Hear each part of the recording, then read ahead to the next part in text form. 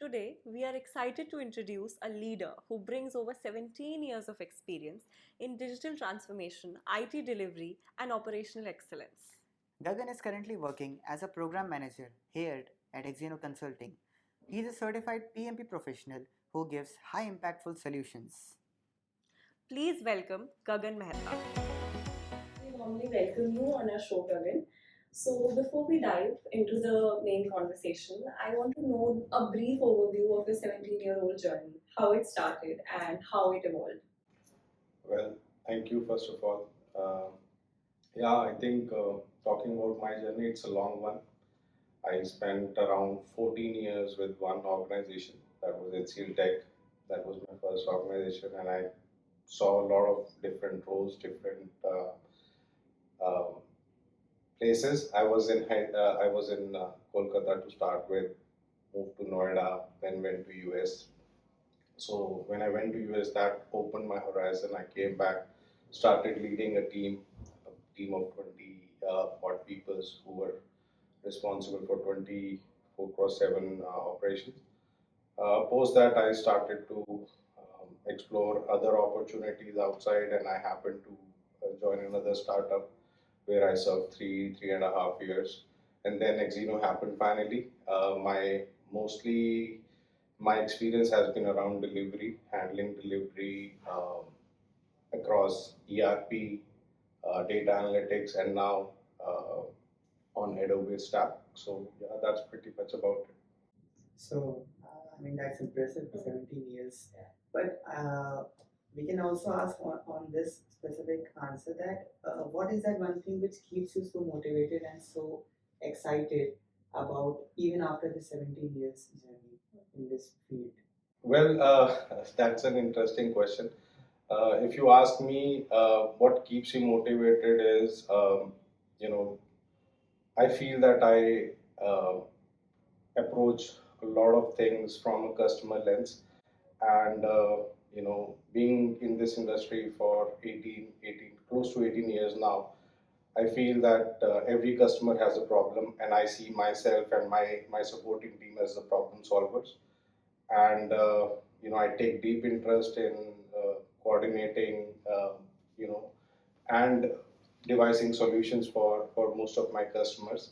Every day is a new day in IT, and if you talk to me about uh, challenges, no day is without a challenge in IT.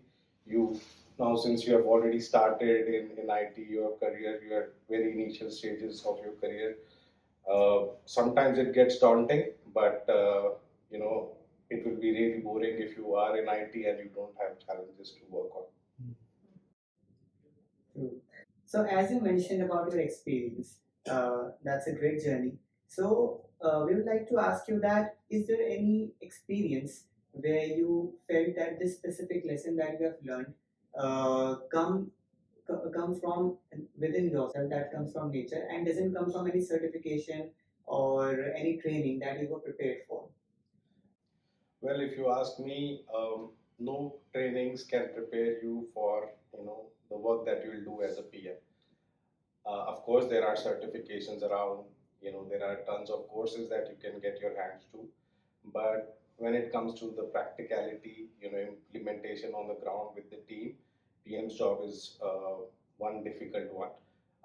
And if you ask me, for a PM, it is very important to have a very deep connect with their team members, very positive connect with their stakeholders, making sure that PM brings that clarity to the project when the things are not going well.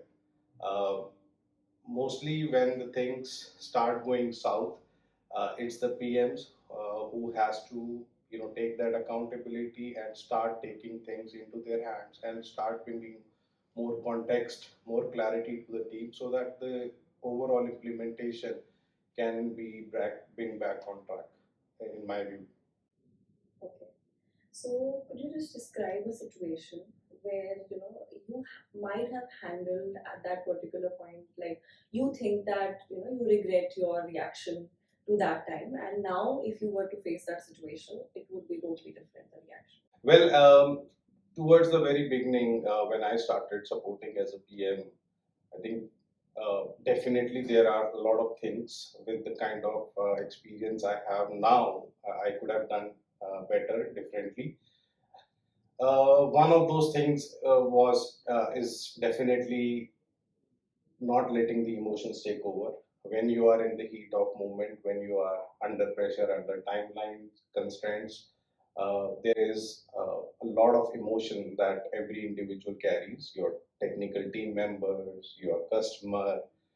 Now, if I look back, there are definitely places where I could have done less with emotions and deal with objectivity. And this is something that I have worked on over last couple of years to you know have an objective discussion and an objective view on everything as a PM. And I think that's one lesson that I could uh, clearly say I have taken from my learnings. Okay, so with so many tools out there in the market promising productivity, do better tools actually produce better outcome, or sometimes they lack weak fundamentals? Like, do they have weak Uh, Of course, there are quite a few sophisticated tools, and the technology is evolving at a very rapid scale. Things that are possible today with the help of tools was unimaginable at a point. But if you ask me, in my view, a good tool in you know in a place where the processes, the fundamentals are weak, is just a recipe for disaster. If you ask me, you have to have maturity on your processes in order to leverage any tool to the best of its potential. Tools just amplify behaviors. It is, in my view, if your processes, your fundamentals are weak, no matter what tool you deploy, you will end up having the same delivery problems and other related set of challenges. It just amplifies behavior. It doesn't fix anything. It will just help you reach your, I would say, it will end up in surfacing more problems than fixing. Hmm. So, have you seen a highly tooled project fail? Like, sometime? Many, and that's where, in my current role as a program manager here at Axeno, I talk to my teams, I talk to my PMs to have their core concepts, fundamentals clear before putting our hands into any sophisticated tool that we have options to use. I have seen a lot of projects run absolutely fine with just Excel based tracking because the core fundamentals have been intact. The team is clear. The team is aware of how to use those tools. Every tool has to have a certain level of maturity to adapt to. Of course, there are a lot of tools that will keep on coming. You cannot start getting into or start involving them into your day-to-day work without having a basic level of maturity of using them. And as you mentioned about the tools, and also said that new things comes in journey of your 17 years experience, and so on in the future. So one question comes that, especially in tech industry, uh, low code, or I would say automation or cloud, so many new things comes in day to day time. But most of the things sometimes are just hyped, right? So how do you differentiate the texts which are basically worth trying or worth implementing, or they are just an hype? Well, not everything today that is available is hyped. There are a lot of sophisticated tools, as I keep on mentioning, that I personally use. If you talk about advancements in UI UX related tools, that has brought down the development time significantly now, and it's going to be further reduced in coming months, or months. I would say year is a long time in today's world. But if you talk to me about things that I see, I do have a very simple filter that I use. I generally ask myself before adopting to any tool is, what problem is this tool solving for myself and the team and for the customer? If there is a genuine problem that a tool actually solves, that's when there are further filters that I apply. uh, Again, if you ask me, it can be a different podcast just specifically on that methodology. But filters on a high level is, what is the impact, what are the implications, also how much time would my team actually spend after using that tool to make it up to the standards, right? There are chances that the tools, first of all, that we use, we are not aware of their security assessments. We just get the tool and we get the output done from them. But how does it work in the back end is something that is completely unknown. What vulnerabilities will that add to my project? That is also unknown to me and to a lot of us. So there are a lot of filters, but the base thing is that the applicability of that tool in the current setup, and how exactly is it going to help the team rather than creating more problems for the team. Okay, so that's a lot about tools. So now let's talk about something, a big shift that is happening today in the IT industry. We all know about it, AI.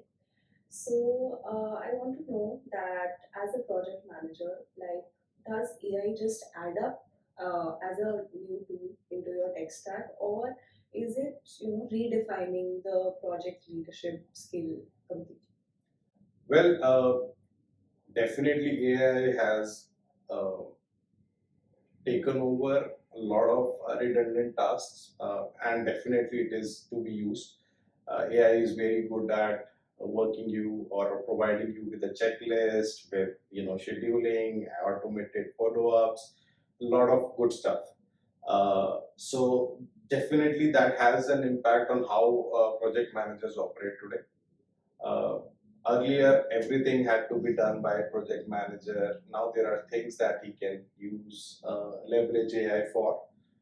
So, in my view, a project manager role has changed from just a task scheduler or task tracker to align themselves more into the business world, and basically not a coordinator anymore. Project manager used to mostly operate as coordinators, but now it also adds that additional dimension to the project manager, where they have more time to think about strategic things. How do they work with the business stakeholders carefully? Earlier, due to all of these things that they had to do manually, they really got time to actually think on strategic views. So I feel today, with all these tools that are coming into the picture, that has definitely allowed a lot of bandwidth for the project managers to start thinking about the strategic gains, the business value actually that is being derived for a project. So in my view, yeah, definitely from project coordination, it has changed significantly to the strategic project management. Okay. So seems like AI is a lot helping us in terms of tech, right? Of course. I mean, before I answer that, I want to ask you, how do you leverage AI today? Like, what all tools have you got your hands to? As developers, it's AI is of great importance. Like, um, not only as developers, but in real life, like, even if you ask a layman also in today's scenario, you won't imagine a person without ChatGPT. Like, everyone has their go-to tool, and as developers, we have many other tools to be thankful to. And yeah, that's about me. What about you, Aditya? For me, as you mentioned, how we are using it in day-to-day work. it is acting for me as a layer in my day-to-day work. Like for example, in tech, I use it to refine my code. Earlier, I used to do it by myself and in the college, and now it is acting as making the code more efficient, more clean, and basically refining the stuff which I do. And it works for me as simple as writing a mail. Like when I write a mail, all the vocabulary mistakes, all the um, unnecessary sentence and words, making the mail more crisp. So these kind of things are also helping me while using AI. I use usually in terms of project when I am deployed to whichever AI which we are allowed to use, I use it, and yeah, I guess it's working very fine for me. But also, I would like to ask you, like, we are using AI in a day-to-day basis, that's for sure. I mean, everyone are using it now. But sometimes, as human beings, our emotional intelligence also as a very efficient role and a very great role. So, in your journey, is there any experience which you want to share where your emotional intelligence saved a project, which any tool or AI couldn't? If you ask me, no AI tool can save a project. It has to be, uh, you know, the team on ground who works together, looking at the solution. They understand the customer pulse, they understand the business objective, the flags that are, getting raised internally. These are certain things that no AI can automatically, intervene on. You leverage AI to solve certain problems, but that emotional intelligence is something that only a human can bring. And AI is just a medium to solve things. But if you talk to me on bringing how to bring a difficult, AI can just provide a suggestion. In my view, it can provide you a path, but it cannot independently yet it cannot independently solve those problems for you. It definitely can show you a path where you uh, can walk and bring things back on track, but independently it is not capable at this point. Definitely there is going to be a stage where it will take that up as well, but it's going to take some time for now. I mean, it's not going to happen immediately. Let me ask you one question from my side. Okay, since you are already working as a developer, have you ever thought about a day where that AI is not available to you? How does it impact your productivity then? What things you will do to make sure that you're not too dependent on AI? So that's a very great question you have asked. um, there was a time when I was in the project, and the situation was not the unavailability of AI, but the specific work which I was assigned to do. That work was not able to be done by AI because of the limited resources and the limited training of that specific tool. So, in the end, I need to just go to the basics, and I went to documentations and basically all the approaches which developer used to do pre-COVID, I would say. And I would say that this type of skills and this type of day-to-day practice we should perform, because totally dependent on AI would actually be a little problematic for us. And yeah, there was one situation where we weren't allowed to use AI tools because of some uh, code security issues. So we weren't allowed to use them totally, and the CSS and the HTML were provided to us, but all the modifications and changes and all the deployments were done by our end only. So those times I faced a little, I would say, I'm being honest, a little uh, uncomfortable to write that, because being so dependent on that. But I guess this type of activity should be performed on time to time basis, so that refining of fundamentals can be done for me? Like, you want to share something? Same, like for as a developer, I have mutual feelings. Like I feel that it is important, like AI is important, but definitely we are trained on a level that even if a day we are told that you do not have this specific tool or this specific tool is down, you have to work still. So we definitely have this one thing that we can work on it. And second thing, I would like to say that still there are, no matter there are so many tools for coding development and everything, but still I feel on debugging side still AI is, still it has a drawback. A human intervention is somewhere important, and not only on code side. Like many people, they use ChatGPT on a daily basis, Gemini is on a daily basis. So I feel that too much dependency is sometimes not good, because it is definitely going to have a drawback. So this is about AI, but I wanted to ask you this question: that has there been a situation where the project, that you have sensed it, that the project is somewhere on a verge of failure, but it is not the end of the project. So, what is your first go to action that you take? Who do you conversate first that now this has happened and we need to take it further? Well, before any project starts showing those symptoms of being off track, uh, in my view, uh, the signs are already evident. The team on the ground is the first team who knows that things are not going as planned. Uh, Mostly, it is very important for a PM to have that connect with their team. The team should trust the PM. Even things when they start going south, the PMs have to get that assessment from the team, and the team has to have that trust in their PMs to voice out their issues, right? To voice out the things that they're seeing on the ground.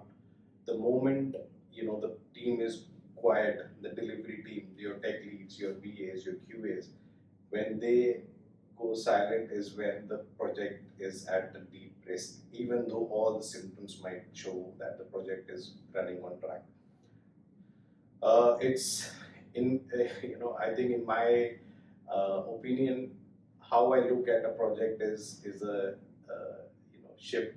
Okay, of course the project manager is the captain, but there are so many other team members who are dedicated, specific roles. Developers are responsible for developing a perfect solution, right implementation approaches being followed, best practices being followed.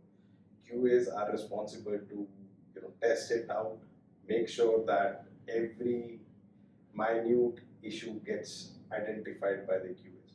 The moment all these team members they work in a coordinated manner, the project will remain on track mostly, until unless definitely there is an unrealistic ask that has been agreed, and team has been asked to do their work. But uh, if you ask me, I feel the first team that I'll go and talk to is my delivery team, who's responsible for delivering that solution. And definitely, as a follow up, when I sense that the things are definitely not on track, first I talk to my delivery team, and then I go and talk to my business stakeholders, informing of the situation that I am able to assess on the ground and the potential impact it may have, and definitely working towards a go to green plan.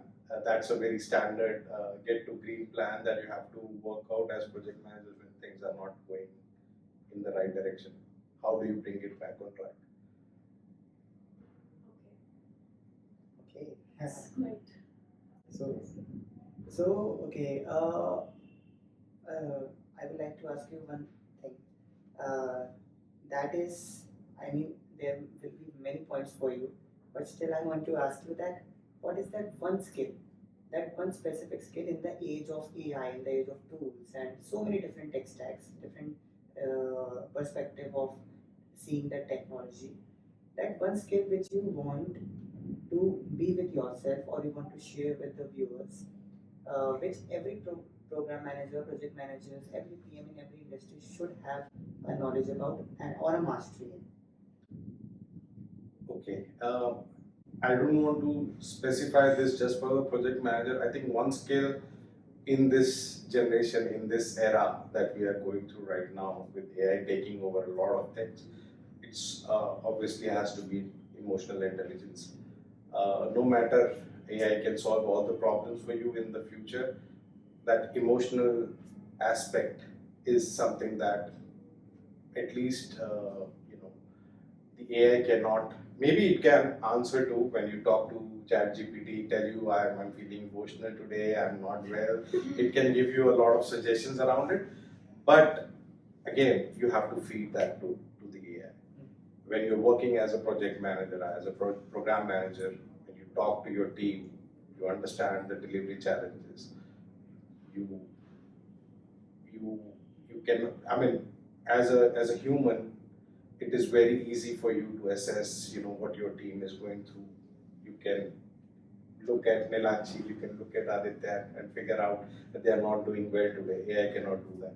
So I think emotional intelligence is very important, and having that close connect, that human connect. When we are interacting with AI, it will operate the way you feed it, but human don't work like that. When you work with human, you have to take care of their emotional well-being, their constraints, their challenges. Take that into your stride and work with each other, work on a rapport. So I think these are things that definitely key skills which will remain unreplaceable for a long, long time. I don't see AI being able to take care of that as of now. Well, I believe you've answered the question already, but if in case you need to add something, I want to ask that what separates a good project manager from an exceptional project leader? A good project manager can track the deliverables, can track the project towards closure, but an exceptional project manager will not only take care of their project deliverables, they will also take care of their team. They will make sure that they start protecting their team when it comes to external challenges. They also understand the business pulse. Business users, their stakeholders, they understand what their set of challenges are, and not only just focus on delivering the project, rather than creating a rapport within the team and with the stakeholders, so that the business users and the team members, they are aligned in getting that business objective full. When we do that, not only we deliver projects in time as per the customer liking, but also we create you know a relationship with the stakeholders, so that they trust us with more work, and they look at us as not just executors, but value creators and partners whom they want to engage more with. Okay. So since we have reached towards the end of the podcast, and I would say that this conversation was really great, Highly knowledgeable. highly knowledgeable. So towards the end, I want to ask you one thing. Like you mentioned, emotional intelligence is one key aspect for you, which you think that it adds a very great value towards the team building. But apart from that, for you, just for an individual perspective, what's that one principle you follow in every project which you work on, and you think that this principle which I follow is never going to run out of relevance, whatever AI or whatever technology comes in future? I think rather than the principle, I feel that ownership and accountability will always hold a lot of relevance in no matter what you do. You apply it to project management, you apply it to development, you apply it to any other work stream. I think that ownership and accountability actually is the key principles, or key terms that will take you places. The moment you start taking accountability for your deliverables and ownership for the outcome. I think no matter what comes, you apply those two principles to your life and you will start seeing things change for you. So I think, in my view, ownership and accountability is above everything else. Uh, Technology can be learned, uh, processes can be followed, everything can follow, but until unless you apply ownership and accountability, I think the end result is not going to be to your liking mostly. So thank you so much for joining us today. Thank Thank you. you. It was pleasure talking to you. Such an informative conversation with Gagan. I have a lot of major takeaways from this conversation. And what about you? Yeah, I have also. I mean, I am taking away the emotional intelligence part which he Totally. said. But guys, please let us know what you are taking away with you in this podcast and write it down in the comment section. Also, I don't know if you people have noticed, but we've also changed our setup. So please let us know in the comment section how did you like our new setup, and obviously how did you like the host. And please stay tuned for the upcoming season. And If you like the video, as please always, like, share, and and subscribe. thank you.